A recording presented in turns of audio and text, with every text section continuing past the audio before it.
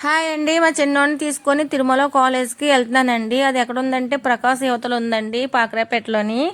అయితే starting video అండి ఇది. ఇవి కడుతున్నారు కదండీ! అవి స్కూళ్ళంటండి. కింద స్కూలు, పైన కాలేజీలంట. మొత్తం తోటలో ఉందండి. చాలా బావుందండి. విశాలంగా ఉంది. ఇదిగోనండి తిరుమల పాకరాపేట అని బోర్డు మీద ఉంది కదండీ! ఇవన్నీ కొత్త బస్సులండి. ఈరోజు ఈవినింగే ఓపెనింగ్ అంటండి. తిరుమల అయితే ఈరోజే స్టార్ట్ అయిందండి. అస్సలు ఖాళీ లేదండి. చాలా జనాలైతే వచ్చారు.